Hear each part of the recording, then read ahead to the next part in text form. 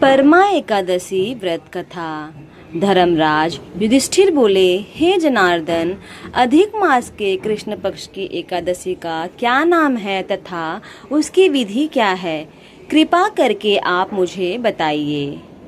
श्री भगवान बोले, हे राजन, अधिक मास में कृष्ण पक्ष में जो एकादशी आती है वह परमा पुरुषोत्तम या कमला एकादशी कहलाती है। वैसे तो प्रत्येक वर्ष 24 एकादशियां होती हैं। जब अधिक मास या मलमास आता है तब इनकी संख्या बढ़कर 26 हो जाती है। अधिक मास या मलमास को जोड़कर वर्ष में 26 एकादशी होती हैं। अधिक मास में 2 एकादशी होती हैं जो परमा एकादशी और पद्मिनी एकादशी के नाम से जाना जाती है। ऐसा श्री कृष्ण ने अर्जुन से कहा है। भगवान श्री कृष्ण ने अर्जुन को इस व्रत की कथा व विधि भी बताई थी। काम्पिल्य नगरी में सुमेधा नामक एक ब्राह्मण अपनी पत्नी के साथ निवास करता था। ब्राह्मण बहुत धर्मात्मा था और उसकी पत्नी पतिव्रता स्त्री थी।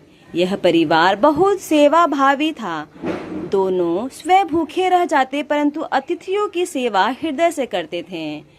धन अभाव के कारण एक दिन ब्राह्मण ने अपनी पत्नी को कहा, धनोपार्जन के लिए मुझे परदेश जाना चाहिए, क्योंकि इतने कम धन से परिवार चलना बहुत ही कठिन होता है।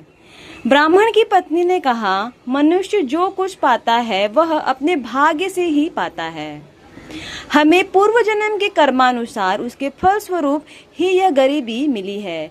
अतः यही रहकर कर्म कीजिए, जो प्रभु की इच्छा होगी वही होगा। पत्नी की बात ब्राह्मण को जच गई और उसने परदेश जाने का विचार त्याग दिया। एक दिन संयोगवश कौंडिल्य ऋषि उधर से गुजर रहे थे।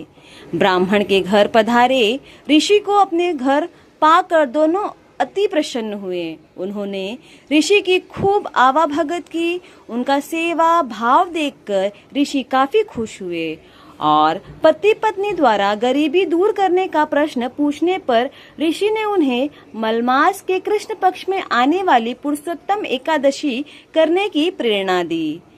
व्रती को एकादशी के दिन स्नान करके भगवान विष्णु के समक्ष बैठकर हाथ में जल एवं फूल लेकर संकल्प करना चाहिए।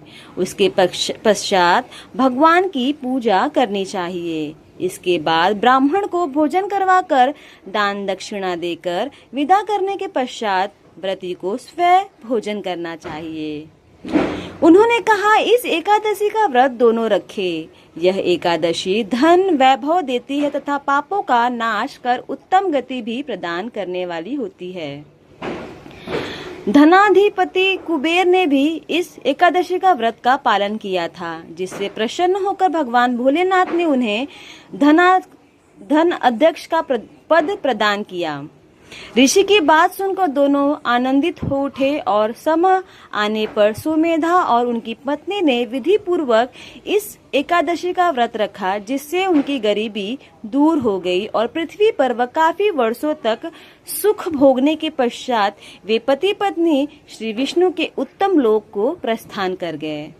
अतः हे नारद, जो कोई मनुष्य विधि पूर्वक इस व्रत को करता है और भगवान विष्णु की पूजा करता है, वह निश्चित ही कल्याण करते हैं। जय श्री हरि। ओम नमो भगवते वासुदेवाय नमः।